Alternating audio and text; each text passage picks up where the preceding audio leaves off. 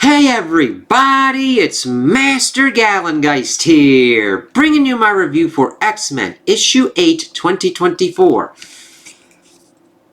That is a really crazy cover. Now, we do not get this off the bat in this issue, but we are going to probably have some tension and shit. It is nuts seeing Rogue take on Cyclops like that, and this is Raid on Graymalkin, part 1 of 4. So, let us dig into this. I think you'll be quite pleased, President Lopez. Pleased enough to forgive the long flight from Terra Verde, I'll wager. I hardly noticed the flight warden. I was so preoccupied by the chance to make right the wrongs done to my people. See X-Force, Volume 6, Issue 6, Tom. Very poetic, President Lopez, and of course, a show trial for Henry McCoy, architect of their misfortunes, will make it much easier to hide the environmental devastation being wreaked by your Roxxon puppet masters. Roxxon Energy has been a good friend to the people of Terra Verde, Warden, operating within the law. I resent that insinuation. President Lopez, as long as Terra Verde makes a generous contribution to Graymalkin's operating budget, I don't particularly care what you feel about any insinuations. Ah, he's awake. As we see Beast waking up and kind of being like, what the fuck? It's like, that's not good. Hello, you horrible beast. Welcome to Graymalkin Prison. And that is just gnarly to kind of just see him like that. And it's just a really kind of cool page. It's like, okay, evidently Beast did some crazy ass shit to that place, and they're going to do some horrible shit to the Beast that didn't do it.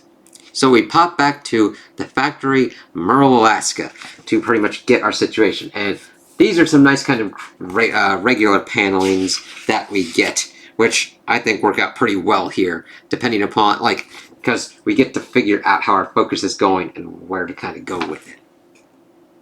Hank's been taken. I'll clarify. An X-Men has been taken. Target. I was on the phone with Beast when he got. I've skimmed the short-term memories of everyone who was around, put together a model of what happened. He was captured in Merle. I lose track of him until someone sees an unknown small aircraft, assuming it's one of ours. I then pick up memories of commercial pilots, noticing that aircraft on a flight path that I predicted. A path that leads to Westchester, New York, as we see pretty much Quentin laying down everything that's been going kind of on. Hank's in Graymalkin prison. It's time we broke it. Do you mean broke in? And Scott's like, no. It's like, oh shit. I'm like, Scott is not fucking around on this. Quentin, copy-paste the battle plan out of my brain into the common knowledge pool and ready the Hellions protocol. X-Men, gear up, we're moving. And we see his horn. It's like, oh shit. Slow down, Scott. You're angry. You're going to make a mistake. Hank McCoy was like my brother. We grew up together. Then he became a monster, and I lost him. But now my brother is back, and I'm not losing him again. And I completely get that with Cyclops. Now, even though their family situation is kind of different, and Beast went nuts, and we've got a better kind of copy here, I understand him being like, I lost someone, to them going kind of crazy. Because you could lose someone without them being dead or going missing. They can just become a different kind of person, and he doesn't want to lose them again, and I completely get that. Scott's like, I'm not letting this shit slide. We then pop up, and it's like, so yes, I am angry. Graymalkin Prison, Meal Hall. And then we pretty much pop and see this kind of interesting scene that goes on here. What is this, Jubilee? It's food, Calico. Food for mutants or something resembling it. Oh, I don't think I like it. Could I have something else, please? We're in prison, Calico. Like doesn't enter into it. Something else doesn't exist. Just whatever the lowest bid for the Mutant Child contract turned out to be. Why are J and C in prison? See Uncanny X-Men, Issue 6. Thank you for giving us that. I'm like, oh god, how did they get in here in this situation? Sweet up. We're on wartime footing. We don't get to choose our rations. Wait, is that? No way. Hank? Yo, Hank, over here. As we see Jubilee pretty much waving him down to sit with him. Oh, hello, Jubilation Lee, isn't it? What are you? Oh, right. We've never met, have we? Not from your end. Have a seat. It's interesting to see these kind of different kind of changes. I don't mind these as long as they're handled pretty well, and so far they have been. Becca Simone Pinette, sir, of the Loudoun County Simon Pinettes. But my mutant name is Calico of the Louisiana X-Men. Charmed, my dear. Dr. Henry McCoy of the Alaskan X-Men. Mutant name, Beast. So, looks like Scott's X-Men are having some problems if you got snatched. I will note that the score stands at 1 prisoner from Alaska to 2 from Louisiana. I kind of like that little thing. He's like, listen, yeah, you can kind of shit on me a little bit, but there's 2 of you in here and there's 1 of me. Calico only counts for a half. It's like, oh, gee, oh god. Hands, Warden on the floor. Would you look at that? The two muties that I wanted to speak were sitting together. No, not with. That implies a level of equality. Peers, speak to. Lady, fuck you. Politely. Beast, I have good news. Negotiations are proceeding well with Terra Verde, which means you'll be leaving us soon. And it's interesting to learn that they're doing contributions and working with Roxanne and doing shady shit, which we see Roxanne doing a lot of shit throughout the Marvel Universe at this point. Let's see, which means you'll be leaving us soon. True, it will be for a black bag extradition, followed by a show trial and quick execution, but I've never claimed to be Santa Claus. Fuck you. But for you, Becca Simone Panette of the Loudoun County Simon Panette, you may think of me as a bedecked in jolly red and white. It's like, alright. Your family, your wealthy, politically connected family, has gotten in touch. Imagine my surprise when they tell me that you are not a mutant after all. You can leave as well. Given that your family will be making a sizable donation to Graymalkin for the trouble, we may even name a wing after you. That's fucking extortion and blackmail, you fucking asshole. All you have to do is sign this affidavit and declare that you are not a mutant. Not like the rest of the gene trash here. Oh my god, fuck you! I'm sure you'll be happy back with your own kind. After all, what? What are you doing? As she then just starts eating. And I kind of really love this page here as we see that she's like, no. I'm eating mutant food with the other mutants.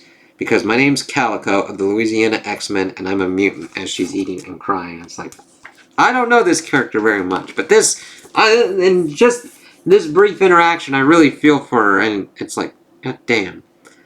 Guard, the mutant raised a hand after hands was called. Hey, they then are going to beat her, and Beast is like, eat ass, bitch. No, Calico, Hank.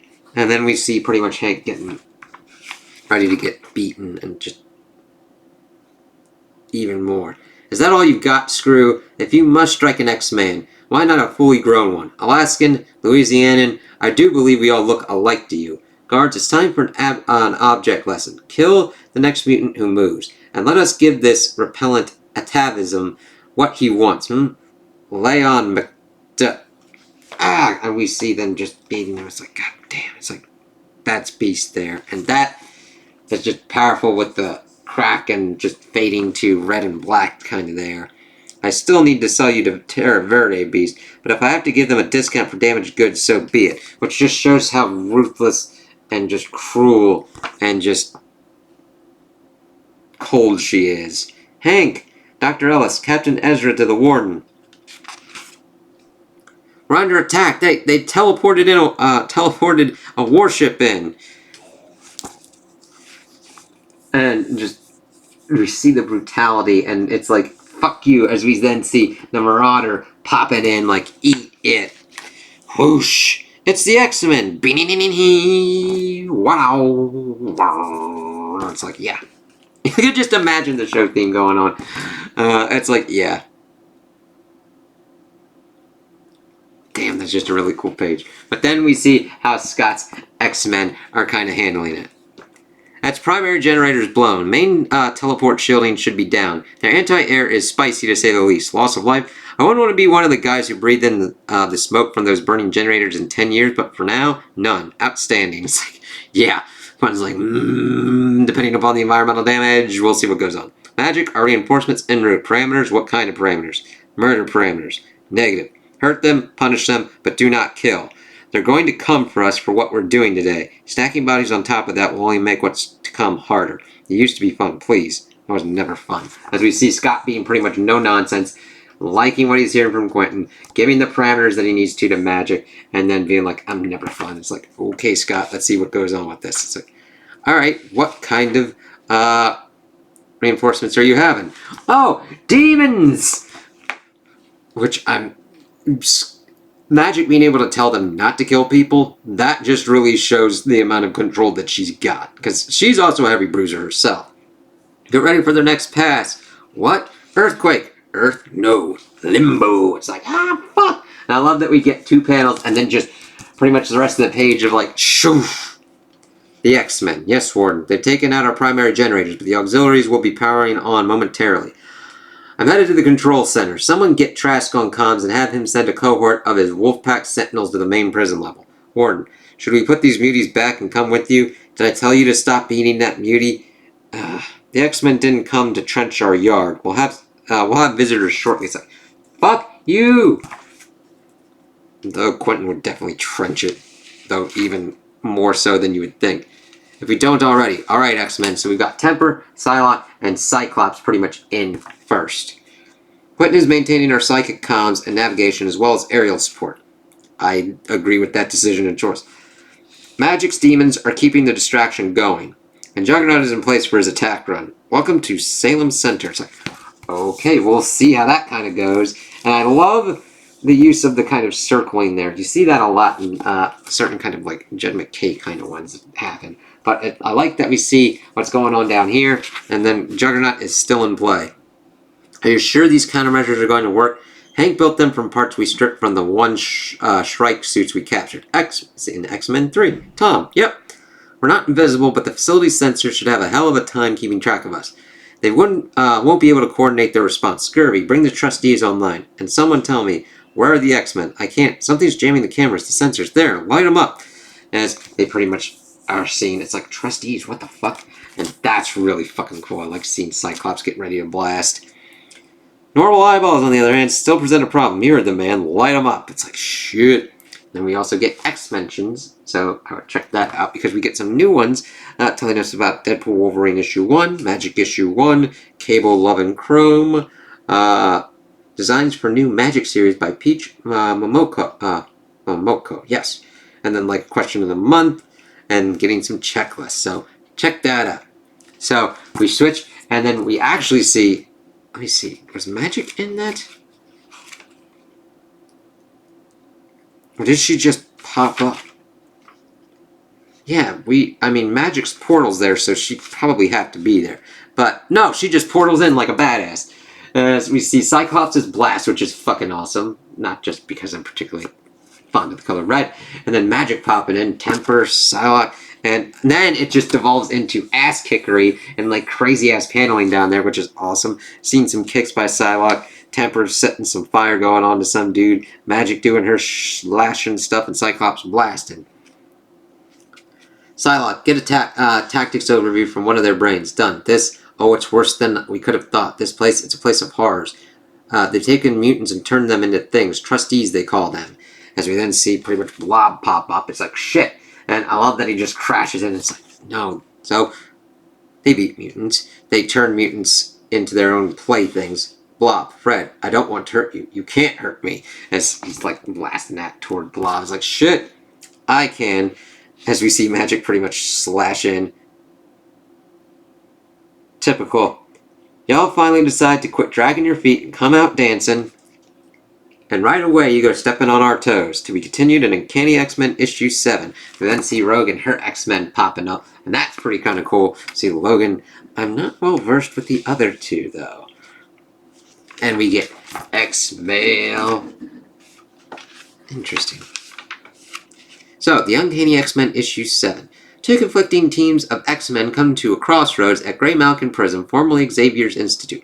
As if the perimeter protocols and the prison's mutant trustees weren't enough, team leaders Rogue and Cyclops find themselves at war over the uncertain legacy of Charles Xavier. And then X-Men issue 9. Rogue and Cyclops come to blows as emotions come to a head, pitting the two groups of X-Men against one another in a place where their only chance of for survival is to stand together. Xavier's dream lies shattered, and broken edges always draw blood. It's like, ooh, shit.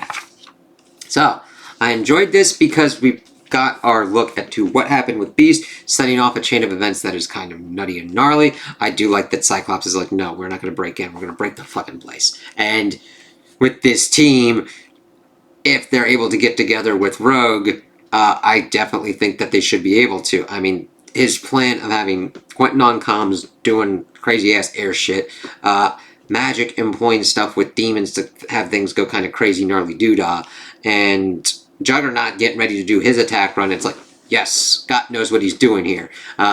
Though they did have a little bit of trouble with Blob coming on the field. It's like, okay, we'll have to see what happens with this. Beast getting beaten was just, it fucking sucked, but it showed what the Warden and what Graymalkin does to these people. And I liked learning about Calico because this was my first experience with her. And she's like, no, I'm a mutant. Fuck you. And it shows us the family that she chooses and the family that she rejects. With her like politically connected family that's pretty much getting extorted by this Warden. And that, let's see, Terra Verde really wants fucking Beast's ass for what the other Beast did. So, now that we've got our two teams together, we'll have to see what kind of goes on, if they're able to get Calico, Jubilee, and Beast out. What are the ramifications going to be? Are they going to be able to maybe free some mutant trustees along the way? What losses will they suffer? Who will get captured?